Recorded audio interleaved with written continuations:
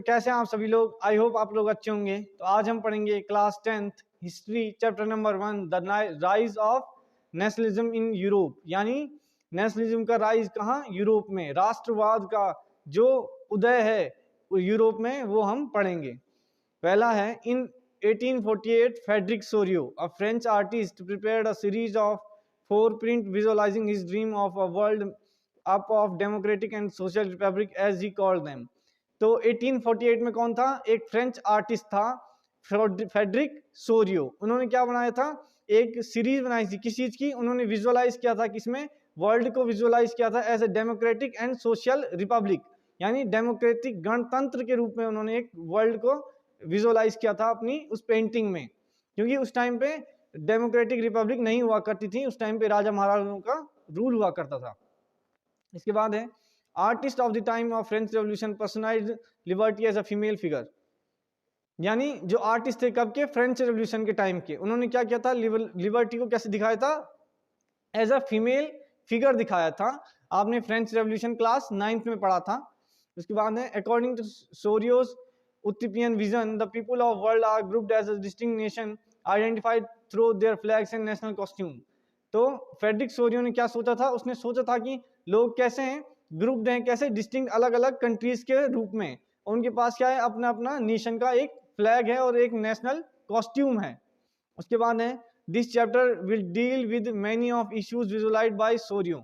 तो इस चैप्टर में हम पढ़ेंगे जो जो सोरियो की विजुअलाइजेशन जी, फ्रेडरिक सोरियो की विजुअलाइजेशन थी, तो वो कैसे डील हुई, यानी वो कैसे पूरी हुई।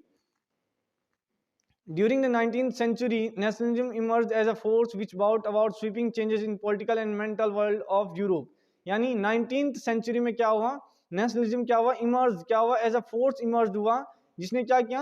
स्वीपिंग चेंजेस लाई। किसमें? Political and mental world of Europe में। The end result of these changes was emergence of nation state in place of multinational dynastic empire of Europe. यानी इसका रिजल्ट क्या हुआ? एंड रिजल्ट, इसका एंड रिजल्ट ये हुआ कि यूरोप में क्या हुए? नेशन स्टेट बनने लगे। जबकि पहले क्या था? डायनेस्टिक, जो वहां पे राजाओं का रूल था वो चलते आ रहा था, तो वो एंड होके वहां पे एक नेशनल स्टेट बना, यानी वहां पे democracy I. A modern state in which a centralized power exercised sovereign control over a clear definite territory had been developing over a long period of time in Europe. यानी एक modern state में क्या हुआ? As a centralized power Europe emerge हुआ। Centralized power यानी उसके पास पूरी power थी, जिसमें क्या था? क्लियरली डिफाइंड टेरिटरीज थी, यानी अपना अपना एक पूरा देश डिफाइंड था clearly. But a nation state was one in which majority of its citizen, ये इंपॉर्टेंट है, कई बार क्वेश्चन भी पूछा जाता है कि what is the nation state. A nation state was in which majority of its citizens, not only its rulers, came to develop a sense of common identity, shared history और descent. लेकिन nation state क्या था? Nation state वो था जिसमें majority of citizen के पास क्या था? कोई मतलब रूल करने वाला ना हो, उनके द्वारा चुना गया कोई रिप्रेजेंटेटिव हो, उनकी अपनी एक कॉमन आइडेंटिटी हो सबकी, उनका एक कॉमन इतिहास हो, तो वो क्या होता है? एक नेशन स्टेट होता है। This chapter will look at diverse processes through which nation states and nationalism came into being in 19th century Europe. तो इस चैप्टर में हम देखेंगे क्या कि ये डाइवर्स प्रोसेस कि कैसे यूरोप में नेशन स्टेट बने, कैसे नेशनलिज्म का राइज हुआ यूरोप में। The French revolution and the idea of nation. तो हम थोड़ा फ्रेंच रेवोल्यूशन का आइडिया देख लेते हैं कि वहां से नेशनलिज्म का भावना कैसे आई। The first clear expression of nationalism came with French revolution in 1789। तो फ्रेंच रेवोल्यूशन कब हुआ था? 1789 में। तो वहीं से नेशनलिज्म की भावना आई थी। The political and constitutional changes that came in wake of French revolution led to transfer of sovereignty from monarchy to a body of French citizen. यानी पॉलिटिकल और कॉन्स्टिट्यूशनल चेंजेस जो हुए फ्रेंच रेवोल्यूशन के दौरान, उससे क्या हुआ? सोवरेनिटी कहाँ से कहाँ आ गई? मोनार्की से जो लोग थे, फ्रेंच सिटीजन थे, उनके पास आ गई। मोनार्की यानी किसी राजा का जो राज था वहां से आके फ्रेंच सिटीजन में आ गई। उसके बाद है, the ideas of le patra, the fatherland, and le citoyen, the citizen, emphasize the notion of a united community enjoying the equal rights under a constitution. तो यहाँ से क्या आइडिया आया? आइडिया आया फादरलैंड का, यानी उन्होंने अपनी धरती को क्या कहा? फादरलैंड कहा, और जो वहाँ के सिटीजन है उनको सिटियन कहा। और ये इससे क्या आया? इससे ये आया कि जो लोग हैं वहाँ रहने वाले, वो इक्वल राइट्स को इंजॉय करें अंडर अ कॉन्स्टिट्यूशन, एक संविधान के अंदर इक्वल राइट को इंजॉय करें। The state general elected by the body of active citizens and renamed the national assembly. तो उन्होंने क्या किया, स्टेट जनरल को सेलेक्ट किया। किसने सेलेक्ट किया, जो वहां के सिटीजन थे, और उसको उन्होंने नाम क्या दिया, उन्होंने नाम दिया national assembly. Internal customs, duties and dues were abolished and a uniform system of weights and measure were adopted। यानी जो इंटरनल कस्टम एंड ड्यूटीज थी जो लोगों पे लगाई जा रही थी राजा के द्वारा, वो सब हटाई गई और एक यूनिफॉर्म सिस्टम बनाया गया वेट्स एंड मेजर्स का, जो कि लोगों ने अडॉप्ट किया, जो उनके लिए सुटेबल था। इसके बाद है The revolutionaries further declared that it was the mission and destiny of French nation to liberate the people of Europe from despotism। यानी जो रेवोल्यूशनरी था उन्होंने क्या डिक्लेयर किया कि ये फ्रेंच लोगों की किस्मत थी, जिन्होंने क्या किया, लिबरेट किया पीपल ऑफ यूरोप को, किससे, डेस्पोटिज्म से। डेस्पोटिज्म यानी जो राजा का शासन था उससे मुक्त करना। Student and other member of educated middle class began setting up Jacobin club। तो जो स्टूडेंट थे और अदर क्लास जो एजुकेटेड थे, उन्होंने क्या किया, जैकोबिन क्लब्स बनाए। Their activities and campaigns prepared the way of for the French armies which moved into Holland, Belgium, Switzerland and much of 1790s। यानी इन्होंने क्या बनाए, कैंपेन एक्टिविटीज की और फ्रेंच आर्मी को कहाँ भेजा, हॉलैंड, बेल्जियम, स्विट्जरलैंड और इटली में भेजा, ताकि वहां के लोग भी जागरूक हो पाए, उनके अंदर भी नेशनलिज्म की भावना आ पाए। The French armies began to carry the idea of nationalism abroad. और फ्रेंच आर्मी ने क्या किया, नेशनलिज्म की भावना को मतलब विदेशों में भी ले गए। Through a return to monarchy, Napoleon had no doubt destroyed democracy in France. लेकिन फिर क्या हुआ, नेपोलियन बोनापार्टे की मोनार्की आ गई फ्रेंच में और उन्होंने डिस्ट्रॉय कर दिया डेमोक्रेसी को जो फ्रेंच में थी, फ्रांस में थी। But in administrative field he had incorporated revolutionary principle in order to make whole system more rational and efficient. लेकिन एडमिनिस्ट्रेटिव फील्ड में उन्होंने क्या किया, बहुत सारे बदलाव किए, ताकि जो पूरा सिस्टम है वो क्या हो पाए, ज्यादा रेशनल और इफिशिएंट हो पाए। द सिविल कोड ऑफ 1804, ये इंपॉर्टेंट पॉइंट है कि सिविल कोड कई बार पूछा जाता है, what is civil code of 1804, usually known as Napoleonic code. तो ये क्या था, नेपोलियनिक कोड था। Did away with all privileges based on birth, established equality before the law and secured the right to property. इसमें क्या था, privileges based on the birth, birth के base पे प्रिविलेजेस थे। एस्टैब्लिश्ड इक्वालिटी बिफोर लॉ, यानी law के लिए सब इक्वल हैं चाहे वो कैसा भी हो। And secure the right to property, यानी राइट टू प्रॉपर्टी है, अपनी जो जमीन है उसका हमारे पास अपना एक अधिकार है, वो नेपोलियन ने दिया था फ्रांस के लोगों को। Napoleon simplified administrative division and abolished the feudal system and freed peasant from serfdom and manorial dues. Napoleon ने क्या किया, एडमिनिस्ट्रेटिव डिवीजन को सिंप्लीफाई किया, वहां से जो फ्यूडल सिस्टम था उसको हटाया और फ्रीड किया, लोगों को, पीजेंट्स को फ्री किया, किससे, सेफरडम और मेनोरियल ड्यूज से फ्री किया। इसके बाद है transport and communication system was improved. Transport और कम्युनिकेशन सिस्टम को क्या किया गया, इम्प्रूव किया गया। Businessman and small scale producer of goods in a particular began to realize that uniform laws, standardized weights and measure and a common national currency would facilitate the movement and exchange of good and capital from one region to another। यानी जो businessman थे, small scale producer थे, उन्होंने क्या किया, वो realise करने लग गए कि uniform laws, standardized weights and measure and common national currency क्या है, जरूरी है। क्यों जरूरी है, ताकि जो मूवमेंट है गुड्स का एक रीजन से दूसरे रीजन में आसानी से हो पाए, वरना अलग अलग करेंसी से उनको बहुत ज्यादा दिक्कत हो रही थी। In many places such as Holland, Switzerland, Brussels, Mainz, Milan, Warsaw, the French armies were welcome at the harbingers of liberty. या जैसे कि हॉलैंड, स्विट्जरलैंड, ब्रुसेल्स, मेंज, उन्होंने क्या किया, फ्रेंच आर्मी थी जो नेशनलिज्म की भावना जगाने के लिए दूसरे कंट्री में जा रही थी, उनको वेलकम किया। कैसे, हार्बिंगर्स ऑफ लिबर्टी, यानी जो हमारे पास आज़ादी के दूत के रूप में उन्होंने उन्हें स्वागत किया।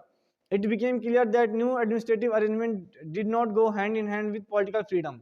इससे क्या क्लियर हो गया कि जो न्यू एडमिनिस्ट्रेटिव अरेंजमेंट है वो कहाँ हैंड इन हैंड नहीं जाएगा, यानी डायनेस्टी टू डायनेस्टी नहीं जाएगा। यानी जैसे जिसका फादर अगर किंग है तो उसका सन भी किंग बनेगा, ये जरूरी नहीं है। पॉलिटिकल फ्रीडम होगी हर एक को, हर एक सिटीजन को। Increase taxation, censorship, forced conscription into French armies required to conquer the rest of Europe all seem to outweigh the advantage of administrative changes। फिर क्या हुआ, फिर हो गया कि जो नेपोलियन आए उन्होंने क्या किया, टैक्सेशन यानी टैक्स था उसको बढ़ा दिया, सेंसरशिप लगाई, सेंसरशिप यानी मीडिया के ऊपर कंट्रोल, उन्होंने एक कंट्रोल लगा दिया कि जो मैं कहूंगा वही न्यूज में छपेगा, उसके अलावा कुछ अलग नहीं छपेगा। जो फ्रेंच आर्मी थी उनको कंकर करने के लिए भेज दिया जो रेस्ट ऑफ यूरोप को, और ये सब क्या था, एडवांटेजेस थे किस चीज के, जो एडमिनिस्ट्रेटिव चेंजेस उन्होंने किए थे। इसके बाद है the making of nationalism in Europe, कि नेशनलिज्म इन यूरोप कैसे हुआ, कैसी जागी लोगों के अंदर वो भावना। Germany, Italy, Switzerland were divided into kingdoms, duchies and cantons whose rulers had their autonomous territories।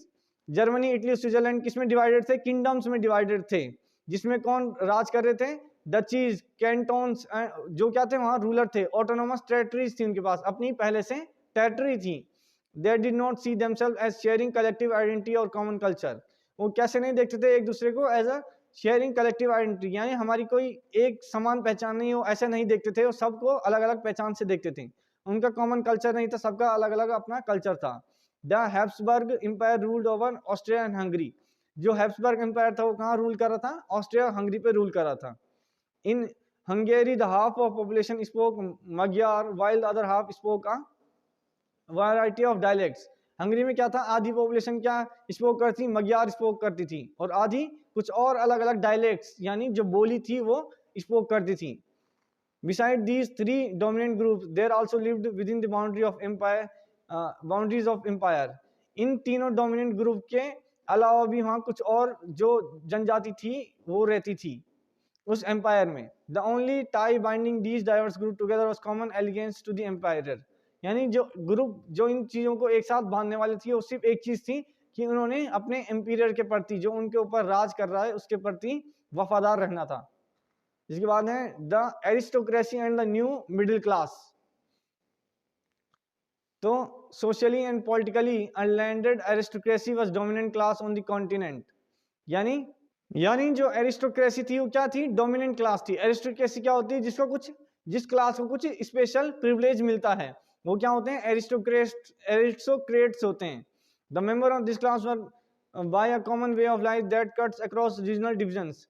जो इस क्लास के मेंबर थे उनका क्या था, कॉमन वे ऑफ लाइफ था, यानी सबका तौर तरीका जो लाइफ जीने का था वो एक जैसा था। Their families were often connected by ties if marriages.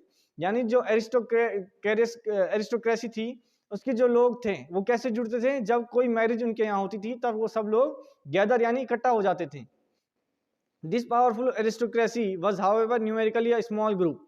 लेकिन जो पावरफुल एरिस्टोक्रेसी थी वो क्या थी, हाउएवर न्यूमेरिकली स्मॉल ग्रुप, ये एक छोटे मतलब इनका जो नंबर ऑफ पीपल थे ये कम थे। The growth of towns and emergence of commercial class whose existence was based on the production for the market.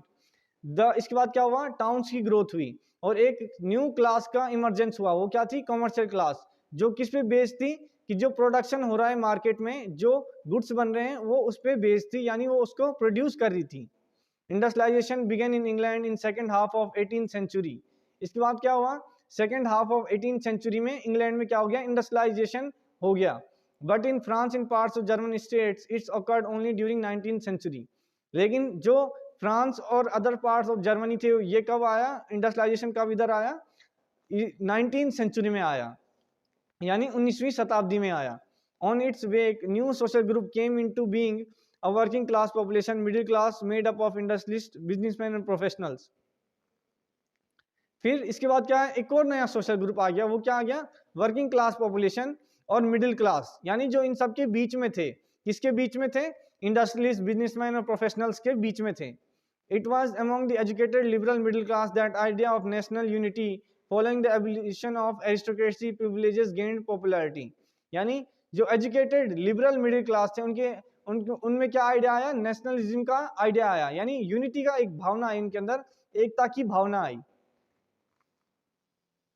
इसके बाद है what did liberal nationalism stand for, यानी लिबरल नेशनलिज्म का आखिर मतलब है क्या। In early 19th century Europe were closely allied to ideology of liberalism। यानी जो अर्ली 19th सेंचुरी यूरोप था उसमें क्या था, आइडियोलॉजी ऑफ लिबरलिज्म, यानी आजादी की एक भावना आ गई थी उनके अंदर। The term liberalism derives from Latin root liberal means free. Liberalism किससे आया है, लैटिन वर्ड्स लिबर, जिसका मतलब क्या होता है फ्री, यानी हम खुला है किसी भी चीज को करने के लिए। Liberalism stood for freedom for individual, equality of all before the law. Liberalism का मतलब क्या हुआ? फ्रीडम, कि हर एक का अपना फ्रीडम होना, इक्वालिटी है सबके बिफोर द लॉ में। It emphasize the concept of government by concept, ये क्या करता है? एम्फसाइज करता है concept of government by consent, यानी सरकार की कंसेंट, परमिशन से हम अपने आप फ्री हैं, यानी कि जो सरकार हमें परमिशन दे रही है जो जो काम करने के, उन काम को हम अपने हिसाब से कर सकते हैं। Constitution and representative government through parliament, दूसरा क्या देता है? कॉन्स्टिट्यूशन देता है। रिप्रेजेंटेटिव गवर्नमेंट, जिनको हम रिप्रेजेंट कर रहे हैं किससे? पार्लियामेंट से। The right to vote and to get elected was generated exclusively to property owning man. लेकिन पहले क्या था कि राइट टू वोट और लोगों को इलेक्ट करने का, जो हमारे रिप्रेजेंटेटिव है उनको इलेक्ट करने का किसके पास केवल प्रिविलेज था? जो प्रॉपर्टी ओनिंग मैन है, यानी जिनके पास कुछ प्रॉपर्टी है अपनी, केवल वही लोगों को सेलेक्ट कर पाते थे। Man without property and all women was excluded from political right, यानी जिन लोगों के पास, जो आदमियों के पास प्रॉपर्टी नहीं थी, या वुमेन्स तो सारी खैर हटा दी गई थी, किससे? वोट से, यानी इनका कोई पॉलिटिकल राइट नहीं था। Women and non propertied man and women organized opposition movements demanding equal and political right. तो फिर क्या हुआ? जो वुमेन्स थी, जो नॉन प्रॉपर्टीड मैन थी, यानी जिनके पास कोई प्रॉपर्टी नहीं थी, उन्होंने क्या किया? अपोजिशन मूवमेंट शुरू किया कि हमें भी पॉलिटिकल राइट्स चाहिए। The abolition of state of imposed restriction on movement of goods and capital, यानी इसके बाद क्या हुआ? Abolition of state imposed restrictions, यानी जो मूवमेंट ऑफ गुड्स हो रहा था उन पे क्या लग रही थी? रिस्ट्रिक्शन लग रही थी, उन्होंने क्या किया? उसको हटा दिया लोगों ने। A merchant traveling in 1883 from Hamburg to Nuremberg to sell his goods would have to pass through 11 custom barrier and pay custom duty of about 5% at each of them। यानी कोई अगर मर्चेंट ट्रेवल कर रहा था 1883 में, कहाँ से? Hamburg to न्यूमरबर्ग में, तो उसे कितना देना पड़ता था? 11 कस्टम बैरियर से गुजरना पड़ता था, और हर एक जगह पे 5% कस्टम ड्यूटी देनी पड़ती थी। यानी उसने टोटल कितना कस्टम दिया? 55% तो उसने कस्टम ही दे दिया, तो उसके लिए खुद के लिए क्या बचा? कुछ भी नहीं। Obstacle to economic exchange and growth by new commercial class who argued for creation of unified economic territory allowing the unhindered movement of goods and people capital। यानी obstacle कहाँ थी? इकोनॉमिक एक्सचेंजेस में जो obstacle थी, और growth किस चीज क्या है? न्यू कमर्शियल क्लास की ग्रोथ आई। उन्होंने क्या आर्ग्यू किया कि हमें एक यूनिफाइड टेरिटरी चाहिए जिसमें क्या हो? मूवमेंट ऑफ गुड्स कैपिटल आसानी से हो पाए, यानी हम सामान आसानी से बेच पाए, इतनी सारी हमें ड्यूटीज पार ना करनी पड़े। The union abolished tariff barriers and reduced the number of currencies from over 30 to 2। यानी तो यूनियन ने क्या किया? जितने भी टैक्स वगैरह लग रहे थे सबको हटा दिया। करेंसीज कितनी थी पहले 30 करेंसीज थी, यानी एक को अगर जाना है तो 30 करेंसीज चेंज करनी होगी, तो उन्होंने 30 को क्या किया? सिर्फ 2 करेंसी रखी जिसको एक्सचेंज करना हो। इसके बाद आया अ न्यू कंजर्वेशन आफ्टर 1815। 1815 के बाद न्यू कंजर्वेशन आया। Following the defeat of Napoleon in 1815, European governments were driven by spirit of conservatism। यानी नेपोलियन की क्या डिफीट हो गई? 1815 में डिफीट हो गई, तो यूरोपियन गवर्नमेंट ने क्या किया? किससे डिराइव हो गए? वो कंजर्वेटिज्म से डिराइव हो गए। Most conservative however did not propose a return to society of pre-revolutionary days। यानी जो ज्यादातर कंजर्वेटिव थे, लेकिन वो वापस नहीं जा पाए, कहाँ? प्री रेवोल्यूशनरी डेज में, यानी रिवोल्यूशन के पहले वाले दिनों में वापस नहीं जा पाए, यानी उस तरह की वो लाइफ नहीं जी पाए। That modernization could in fact strengthen traditional institution like monarchy. लेकिन जो मॉडर्नाइजेशन था, इनफैक्ट उन्होंने क्या किया? जो ट्रेडिशनल इंस्टीट्यूशन थे लाइक मोनार्की, उसको और स्ट्रेंथ किया। A modern army and efficient bureaucracy, a dynamic economy, the abolition of feudalism, serfdom could stand the autocratic monarchy of Europe। लेकिन एक मॉडर्न आर्मी, एक इफिशिएंट ब्यूरोक्रेसी यानी जो हमारे पास लॉज वगैरह हैं, जो हमारे पास कोर्ट वगैरह हैं, एक डायनामिक इकोनॉमी, इन सब का एवोल्यूशन क्या हुआ? इन सब का एवोल्यूशन कर सकता था किसको? ऑटोक्रेसी को। जो मोनार्की थी यूरोप में उसको और बढ़ा सकता था, लेकिन क्या हुआ हम आगे देखते हैं। इन 1815 the representative of European power, 1815 में कौन कौन थी यूरोपियन पावर की representative? Britain, Russia, Prussia, Australia, who collectively defeated Napoleon. तो इन सब ने मिलके नेपोलियन को हराया था। कब? 1815 में। Met at Vienna to draw up settlement for Europe. तो वो कहाँ मिले? वेना में मिले। क्यों मिले? कि हम कुछ सेटल कर पाए यूरोप का, जो हमारी दिक्कतें चल रही हैं। जो हम हमारे ऊपर राजशाही है उस सब का हम एक निवारण, एक सॉल्यूशन निकाल पाए। The Bourbon dynasty which had been depressed during French Revolution was restored to power। तो जो बर्बोन डायनेस्टी थी जो कब हट गई थी, फ्रेंच रेवोल्यूशन के दौरान हट गई थी, उसको फिर से पावर में लाया गया। France lost the territory it had enacted under Napoleon. France ने क्या किया, अपनी टेरिटरी लॉस्ट कर दी जो उन्होंने किसके अंडर में पाई थी, नेपोलियन के अंडर में पाई थी। German confederation of 39 state that has been set up Napoleon was left untouched. लेकिन जो जर्मन कॉन्फेडरेशन था 39 स्टेट का, जो किसने सेट किया था, नेपोलियन ने सेट किया था, उसको अनटच्ड रहने दिया गया, यानी उसको उसमें कुछ छेड़छाड़ नहीं की गई। Autocratic did not tolerate criticism and dissents and sought to curb activities that question the legitimacy of autocratic government. यानी उन्होंने क्या किया, उन्होंने जो ऑटोक्रेटिक गवर्नमेंट थी उसने क्या किया, क्रिटिसिज्म को थोड़ा भी टॉलरेट नहीं किया, यानी कोई अगर उनकी निंदा कर रहा था वो उसको बिल्कुल भी सह नहीं रहे थे। वो जो उनके खिलाफ कोई एक्टिविटी कर रहा था उसको भी वो बिल्कुल सह नहीं रहे थे, उनके खिलाफ वो एक्शंस ले रहे थे। इसके बाद आया the revolutionary. During the year the following 1815 the fear of repression drop many liberal nationalist underground. लेकिन 1815 में किस चीज का, फियर ऑफ रिप्रेशन, यानी दबाए जाने के डर से लिबरल नेशनलिस्ट क्या हो गए, अंडरग्राउंड हो गए, क्योंकि उन्हें डर लग गया ऐसा ना हो कि हमें भी मार दिया जाएगा, इसलिए हम अंडरग्राउंड हो जाते हैं। Revolutionary at this time meant a commitment to oppose monarchical forms and to fight for liberty and freedom। यानी जो रिवोल्यूशनरी थे उस टाइम पे, इस टाइम पे उन्होंने क्या किया, उन्होंने एक कमिटमेंट ले ली कि हम चाहे कुछ भी हो जाए हम मोनार्की का अपोज करके रहेंगे और हमें लिबर्टी और फ्रीडम चाहिए तो चाहिए। गिस्बी मैजनी, ये बहुत ही इंपॉर्टेंट पॉइंट है, आप चाहें तो इसका स्क्रीनशॉट ले लीजिए, ये आपको देखने को मिल ही सकता है बोर्ड एग्जाम में, गिस्बी मैजनी वाला question. Giuseppe Mazzini born in Genova in 1807 he became a member of Sacred Society of Carbonari। कौन हुए थे, जिनोवा में बोर्न हुए थे 1807 में, और ये किस चीज के मेंबर थे, सेक्रेट सोसाइटी ऑफ कार्बोनारी के। अभी हम देखेंगे इनका क्या रोल था। he was sent into exile in 1831 for attempting a revolution in Liguria। इन्हें कहाँ भेज दिया गया था, एग्जाइल यानी वनवास में भेज दिया गया था 1831 में। किस चीज के लिए, इन्होंने अटेम्प्ट किया था रेवोल्यूशन कहाँ, लिगुरिया में, इसलिए उन्हें एग्जाइल भेज दिया गया था, यानी वनवास भेज दिया गया था। Mazzini believe that God had intended nation to be natural and units of mankind. Mazzini का क्या बिलीफ था, इनका बिलीफ था कि जो भगवान है उन्होंने क्या इंटेंड किया है, नेशन को as a natural unit of mankind, यानी जो गॉड है उन्होंने इंटेंड किया है कि जो नेशंस हैं वो लोगों के लिए रहने के लिए उनके हिसाब से चलने लायक जगह है। Secret society was set up in Germany, France, Switzerland, Poland. Secret society कहाँ कहाँ बनाई गई थी, जर्मनी, फ्रांस, स्विट्जरलैंड और पोलैंड में बनाई गई थी। Metternich described him as the most dangerous enemy of our social order. Metternich क्या थे, उन्होंने क्या डिस्क्राइब किया था गिस्बी मैजनी को, the most dangerous enemy of our social order उन्होंने डिस्क्राइब किया था। तो ये था गिस्बी मैजनी के बारे में। अब हम आते हैं the age of revolution 1830 to 1848। As a conservative regime tried to consolidate their power, liberalism and nationalism came to increasingly associated with revolution in many regions of Europe, such as Italian, German state, provinces of Ottoman Empire, Ireland and Poland। Conservative जो regimes थे उन्होंने क्या किया, consolidate किया, यानी जो उनकी power थी लिबरलिज्म एंड नेशनलिज्म की क्या हुई, इंक्रीज होने लगी। किसके साथ मिलके, जो रिवोल्यूशन से जो रीजन्स यूरोप के रीजन में रेवोल्यूशन हो रहे थे उनके साथ मिलके।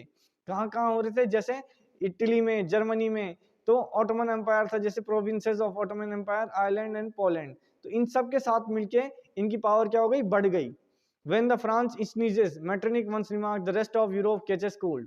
यानी इसका मतलब क्या था कि अगर फ्रांस में रेवोल्यूशन छिड़ा तो पूरा यूरोप में फिर वो रेवोल्यूशन चलते जाएगा, पूरा यूरोप एक साथ आ जाएगा कि हमें मोनार्की नहीं चाहिए, हमें फ्रीडम चाहिए।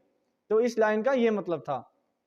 An event that mobilized nationalist feeling among educated elite across Europe was Greek War of Independence। जो इवेंट था जिसने क्या किया था, नेशनलिस्ट फीलिंग जगाई थी लोगों के बीच में, वो क्या था, वो था Greek war of independence. Greece has been part of Ottoman Empire since 15th century। Greece Ottoman empire कब से पार्ट था? 15th सेंचुरी से पार्ट था। Greeks living in exile also from many west Europe who had sympathies for ancient Greek culture. यानी Greeks जो कहाँ ले रहे थे? एक्साइल यानी वनवास पे रह रहे थे। काफी जो वेस्ट यूरोपियन उनके साथ क्या थे? सिंपैथी थी उनकी ग्रीक्स के साथ। इसके बाद है the romantic imagination and national feeling.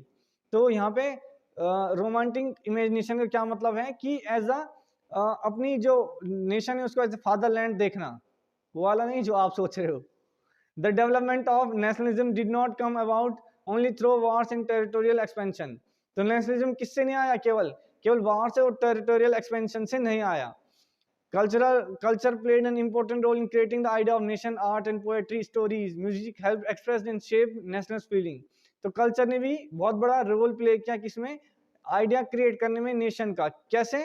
जैसे पोएट्री यानी कविता वगैरह सुना के, कहानी वगैरह, म्यूजिक जो है वो लोगों के बीच में एक्सप्रेस करना फीलिंग्स को नेशनलिज्म की। Let us look at romanticism, a culture movement which sought to develop a particular form of nationalist sentiments. तो रोमांटिज्म क्या हुआ कि लोगों के बीच में नेशनलिस्ट सेंटिमेंट्स को जगाना, राष्ट्रवाद की भावना को जगाना, किसके थ्रू? म्यूजिक के थ्रू, पोएट्री के थ्रू, कहानियों के थ्रू। इसके बाद है romantic artist and poet generally criticize the glorification of reason and science and focus instead on emotion, institution and mystical feelings. तो जो रोमांटिक आर्टिस्ट थे और जो पोएट थे वो क्या करते? क्रिटिसाइज करते किसका? साइंस और रीजन्स का, यानी तर्क वितर्क का क्या करते थे? वो खंडन करते थे। उन्हें पसंद नहीं था ये सब चीजें। उन्हें क्या पसंद थी? उन्हें फोकस था केवल इमोशंस पे, इंस्टीट्यूशन एंड मिस्टिकल फीलिंग्स पे। यानी उनका फोकस था कि लोगों को इमोशन कैसे जगाया जाए। उन्हें इस बात से मतलब नहीं पड़ता था कि साइंस क्या चीज है, रीजंस क्या है। उन्हें इस चीज से ज्यादा मतलब नहीं था और वो क्रिटिसाइज करते थे इस चीज को।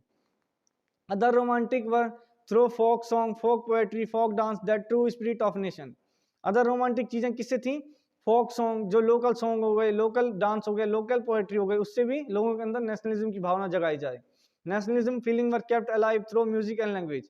नेशनलिज्म को भावना को किसके थ्रू अलाइव रखा गया? म्यूजिक और लैंग्वेज के थ्रू भी अलाइव रखा गया। Karol Krupinski celebrated the national struggle through his operas and music, tuning folk dances like Polonaise and Mazurka into national symbol। तो जो कारोल क्रिस्पिनिस्की था उन्होंने सेलिब्रेट किया था नेशनल स्ट्रगल को अपने ओपेरा में, अपनी म्यूजिक, उनके जो फोक डांस था उनको, पोलनाइज, माजुरका को कैसे एज ए नेशनलिस्ट सिंबल दिखाया गया था। Language too played an important role in developing nationalist sentiment. Language ने भी क्या किया था? इंपॉर्टेंट रोल प्ले किया था किसमें? जो नेशनलिस्ट सेंटिमेंट था उनको जगाने में। Russian language imposed everywhere. Russian language कहाँ थी? हर जगह इम्पोज्ड थी। Many members of clergy in Poland began to use language as a weapon of national resistance. कई जगह क्या हो गई? जो मेंबर थे पोलैंड में वो क्या गए? जो लैंग्वेज थी as a weapon of national resistance उसे देखने लगे। नेशनल रेजिस्टेंस का मतलब कि लोग एक दूसरे से बात नहीं कर पा रहे थे। ये क्या होता? रेजिस्टेंस हो रही थी लोगों को जुड़ने में। As a result of large number of priests and bishops were put in jail and sent to Siberia by Russian authorities as a punishment for their refusal to preach in Russians। यानी इसके बाद क्या हुआ? जो large number के priest and bishops थे उन्हें कहाँ गया? जेल में डाला गया। कहाँ? साइबेरिया में। क्यों डाला गया? क्योंकि वो जो रशिया में प्रीच नहीं कर पा रहे थे, यानी जो पूजा वगैरह थी वो रशिया में नहीं, रशियन जो लैंग्वेज थी उसमें नहीं कर पा रहे थे। Hunger, hardship and popular revolt इसमें आते हैं। The 1830s was year of great economic hardship in Europe। जो 18 से 18 जो 30 के जो ईयर्स थे उसमें क्या था? बहुत हार्डशिप के साल थे यूरोप में, क्योंकि वहाँ इकोनॉमी गिर रही थी। The first half of 19th century saw enormous increase in population। First half of 19th century में क्या हुआ? enormous increase in population, यानी पॉपुलेशन एक्सपोनेंशियली बढ़ने लगी। In most countries there were more seeker of job than employment. ज्यादातर country में क्या हुआ? जॉब ढूंढने वाले ज्यादा थे और एम्प्लॉयमेंट कम था, जो कि आज भी हो रहा है भारत में। Population from the rural areas migrated to cities to live in overcrowded slum. तो क्या हुआ? जो रूरल एरियाज थे वो के जो लोग थे वो कहाँ आ गए? सिटीज में रहने आ गए। ओवरक्राउडेड स्लम होने लगा, स्लम एरिया में बहुत ज्यादा क्राउड होने लगा। Food shortage and wide spread unemployment brought the population of Paris out into roads. Food की शॉर्टेज, अनएम्प्लॉयमेंट, बेरोजगारी, जो पेरिस के लोग थे वो कहाँ आ गए? सड़कों पे आ गए। जब कुछ खाने के लिए नहीं, वो सरकार पे दबाव डालने लगे कि हमें कुछ ना कुछ चाहिए। National Assembly proclaimed a republic, granted suffrage to all adult males above 21 and guaranteed the right to work. तो नेशनल असेंबली ने क्या किया, उन्होंने क्लेम किया कि हम आपको देंगे, सारे जो मेल्स हैं 21 से अबो उन सबको काम देंगे. Earlier in 1845, weavers in Celsia has led a revolt against the contractors who supplied them raw material and gave them order for finished textile. तो 1845 में क्या हुआ, वीवर्स थे जो सेल्सिया में, उन्होंने क्या किया, रिवोल्ट किया. किसके अगेंस्ट, कॉन्ट्रैक्टर के अगेंस्ट, जो रॉ मटेरियल में प्रोवाइड कर रहे थे, वो ऑर्डर दे रहे थे फिनिश्ड टेक्सटाइल का. On 4 June at 2 p.m. a large crowd of weavers emerged from their homes and marched in pairs up to mention of their contracts and demanding high wages. तो क्यों उनके खिलाफ ये कर रहे थे, यानी उनके खिलाफ जो वो धरना कर रहे थे, क्यों कर रहे थे, 4 जून 2 बजे सब लोग जो वीवर्स थे वो सारे अपने घरों से निकले, वो मार्च करने लगे. क्यों करने लगे, कि उनकी जो वेजेस हैं, जो तनख्वाह है, वो बढ़ाई जाए. The contractors fled with his family to neighboring village, which however refused to shelter such a person. लेकिन जो कॉन्ट्रैक्टर था वो क्या हो गया, भाग गया दूसरे गांव में. क्यों भाग गया, कि वो लोग उसे मारने आ रहे थे, तो उसने तो भागना ही बेचारे ने जान बचाने के लिए, वरना वो करेगा क्या. तो वो दूसरे गांव में गया, लेकिन लोगों ने उसे शरण देने से मना कर दी कि भाई हम ऐसे आदमी को नहीं रखते हैं जो ये ऐसा काम करे, जो लोगों की तनख्वाह ना बढ़ाए या तनख्वाह मार रहा हो. He returned 24 hours later having reconstructed the army. लेकिन वो 24 घंटे बाद आया, किसके साथ, आर्मी के साथ, कि आर्मी के साथ उसको कुछ होने वाला तो है नहीं, तो वो आर्मी को लेके अपने साथ आ गया. In exchange that followed 11 weavers were shoot. लेकिन लोगों ने तो अपना गुस्सा दिखाना ही था, तो वो भीड़ उसकी तरफ भाग, मतलब उस पर हमला करने के लिए दौड़ी होगी. तो क्या किया, आर्मी ने 11 लोगों को शूट कर दिया और वो मर गए. इसके बाद है 1848 द रिवोल्यूशन ऑफ लिबरल्स, यानी लिबरल्स का revolution. The poor, unemployment and starving peasant workers in many European countries in year 1848 a revolution led by educated middle class was under way. दो जो पुअर, अनएम्प्लॉयमेंट और starving peasant थे, जो workers थे European country में, जो 1848 में उन्होंने क्या किया, एक रिवोल्यूशन किया. Educated middle class was under way, उनके साथ जो क्या थे, वो दबाए गए थे. Men and women of liberal middle class combined their demand for constitutional with national unification. तो जो मैन और वुमेन थी लिबरल मिडिल क्लास की, उन्होंने भी अपनी डिमांड रखी कि हमें एक कॉन्स्टिट्यूशन चाहिए, नेशनल यूनिफिकेशन चाहिए. They drafted a constitution for German nation to be headed by monarchy subject to a parliament. उन्होंने क्या किया, एक कॉन्स्टिट्यूशन बनाया जर्मन नेशन के लिए, जिन्होंने headed by monarchy subject to a parliament, यानी जो मोनार्की है वो सब्जेक्ट क्या है, पार्लियामेंट का सब्जेक्ट है, वहां देखा जाएगा. William fourth, king of Persia, rejected it and joined other monarch to oppose elected assembly. तो विलियम फोर्थ क्या थे, वो किंग ऑफ पर्शिया थे, उन्होंने उसको रिजेक्ट कर दिया, भाई ऐसा नहीं होगा. उन्होंने भी अदर मोनार्क को ज्वाइन कर दिया और अपोज करने लग गए कॉन्स्टिट्यूशन का, नेशनल यूनिफिकेशन का. While the opposition of aristocracy and military became stronger, the social basis of parliament eroded. तो एरिस्टोक्रेसी और मिलिट्री जैसे स्ट्रांग हो गई, तो उन्होंने पार्लियामेंट को ध्वस्त कर दिया, खत्म कर दिया उसका social basis. The issue of extending political right to women was controversial one with in the liberal movement. तो लिबरल मूवमेंट के अंदर क्या था, कि जो वुमेन को हम पॉलिटिकल राइट्स देंगे, ऊपर हमने देखा था कि वुमेन को पॉलिटिकल राइट देने की डिमांड हो रही थी, तो वो क्या था, कंट्रोवर्शियल इशू था, उसमें कोई ज्यादा बात नहीं कर रहा था. Women had formed their own political association, founded newspaper and taken part in political meeting and demonstration. तो वुमेन ने क्या किया, अपना एक पॉलिटिकल एसोसिएशन बनाया, फाउंडेड न्यूज़पेपर बनाया, और किसमें पार्ट लिया, पॉलिटिकल मीटिंग करने लग गए, डेमोन्स्ट्रेशन करने लग गए. Women were admitted only as a observer to stand in visitors gallery. Women को कैसा, एज अ एडमिटेड एडमिनिस्ट्रेशन, मतलब उन्होंने केवल देखना था कि क्या हो रहा है क्या नहीं हो रहा है, वो किसी चीज में पार्ट नहीं ले सकते थे. Monarch were beginning to realise that cycle of if revolutionary repression could be ended by granting concession to liberal nationalist revolutionary. तो मोनार्क क्या थे, उन्होंने रियलाइज करने लग गया कि रेवोल्यूशन रेप्रेशन को हम एंडेड किससे एंड कर सकते हैं, कि ग्रांट, क्या ग्रांट करें हम, कि आपको हम ये देंगे, क्या देंगे, लिबरल और नेशनलिस्ट की यूनिफिकेशन देंगे. The making of German and Italy, ये इंपॉर्टेंट है कि जर्मन और इटली कैसे बना. Germany can the army be architect of national. तो जर्मनी का यूनिफिकेशन और इटली यूनिफिकेशन हम देखते हैं. After 1848 nationalism in Europe moved away from its association with democracy and revolution. 1848 के बाद क्या हुआ, नेशनलिज्म यूरोप से कहां बाहर आ गया, यानी वो कहां चला गया, डेमोक्रेसी के साथ एसोसिएट और रिवोल्यूशन होने लगी. This can be observe in process by which Germany and Italy can be unified as nation states. ये किससे देखा जा सकता है कि जर्मनी और इटली का यूनिफिकेशन कैसे हुआ as a nation state. Nationalism feeling were wide spread among middle class Germans. तो नेशनलिज्म फीलिंग क्या थी, जो मिडिल क्लास जर्मन थी उनके बीच में काफी ज्यादा थी। This liberal initiative to nation building was however repressed by combined forces of monarchy and military supported by large landowners of Persia। लेकिन ये भावना कौन दबाना चाह रहा था, मोनार्की, मिलिट्री, और इसको सपोर्ट किसने किया, जो लैंड ओनर थे पर्शिया के। Persia took an leadership of movement, और पर्शिया ने क्या किया, लीडरशिप ऑफ मूवमेंट को ले लिया। 3 wars over seen years with Austria, Denmark and France ended in Persian victory and completed the process of unification। 3 वार हुए किस किस के बीच में, ऑस्ट्रेलिया के बीच में, डेनमार्क और फ्रांस के बीच में, और खत्म क्या हुआ कि पर्शिया जीत गया, उन्होंने यूनिफिकेशन की प्रोसेस को खत्म कर दिया, यानी वहां यूनिफाइड हो गया जर्मनी एज अ नेशन, उनके पास अपना एक कॉन्स्टिट्यूशन वगैरह आ गया। The national building process in Germany had demonstrated the dominance of Persian state power. इससे क्या हमें दिख गया कि जो पर्शिया है वो बहुत ही ज्यादा डोमिनेंट है, उसके पास बहुत पावर है। The new state placed a strong emphasis on modernizing the currency, banking and legal judicial system in Germany। इससे क्या हो गया, जो नया स्टेट था उसने बहुत अच्छी तरीके से क्या किया, करेंसी, बैंकिंग और लीगल जो सिस्टम था वो सब बनाया, जुडिशियल सिस्टम बहुत अच्छा बनाया। इटली यूनिफाइड, यानी इटली कैसे यूनिफाई हुआ।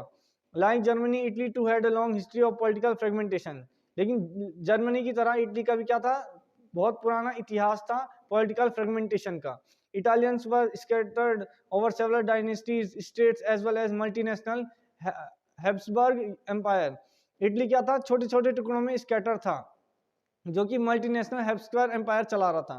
Italy was divided into 7 state. Italy कितने, 7 स्टेट में डिवाइडेड था। Italian language had not acquired a common form and still had many religion and local variation. तो इटली जो इटालियन लैंग्वेज थी वो भी सबके पास नहीं थी, उसके भी बहुत सारे लोकल वर्जन्स थे।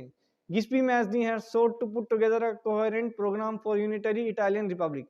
और गिस्पी मैजनी ने क्या किया, बहुत सारा जो प्रोग्राम चलाए ताकि जो लोग हैं इटालियन जो पीपुल है वो एक साथ आ पाए, रिपब्लिक हो पाए।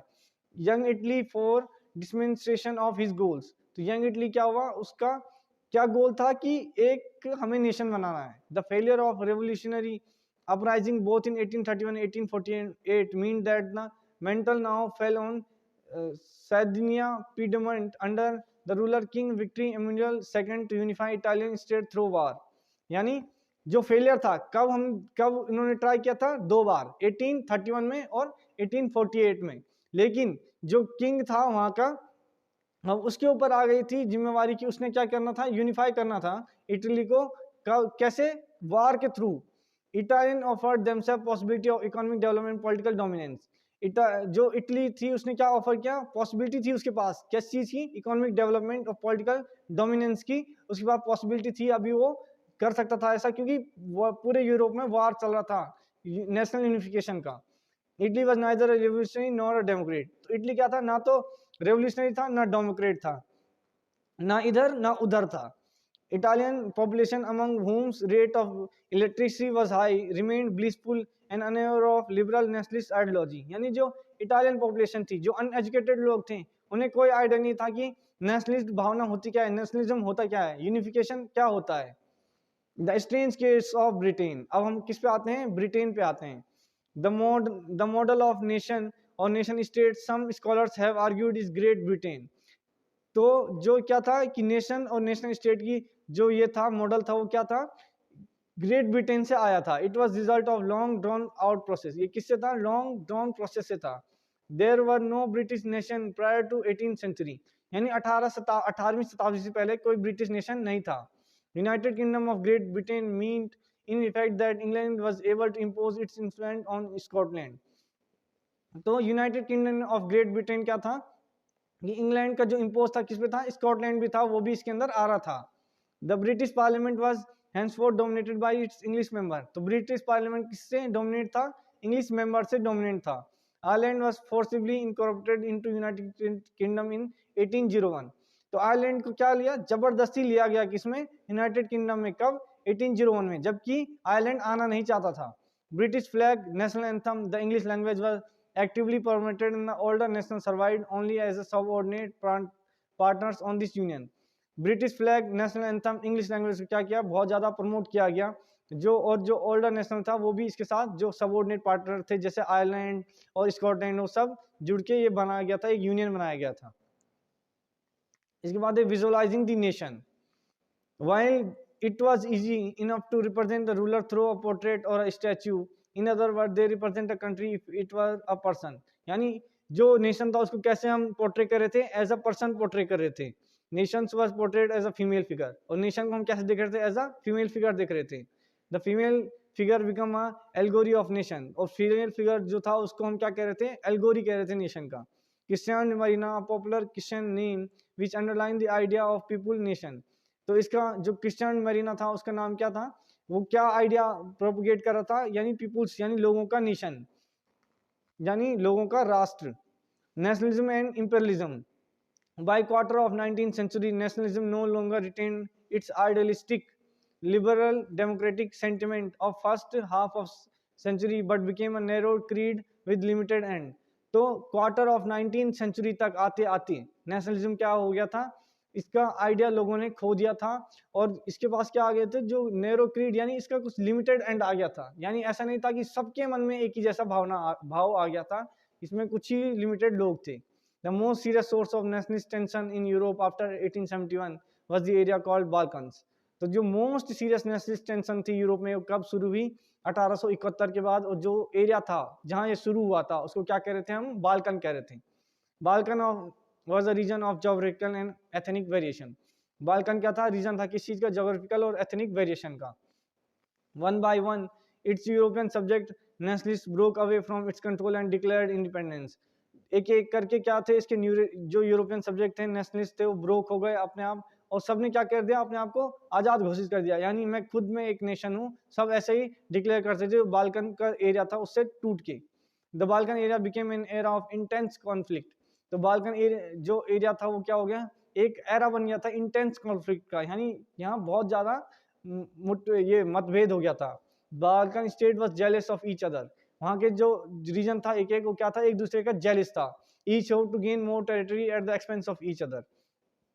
यानी हर एक रीजन क्या चाह रहा था, दूसरे रीजन को एक्वायर करना चाह रहा था, अपनी टेरिटरी फैलाना चाह रहा था, ताकि दूसरा ना आगे बढ़ पाए, मैं ही आगे बढ़ूं। ऐसा वहाँ के रीजन्स के अंदर, जो वहाँ के जो लोग राज करने वाले थे उनके अंदर आ गया था भावना।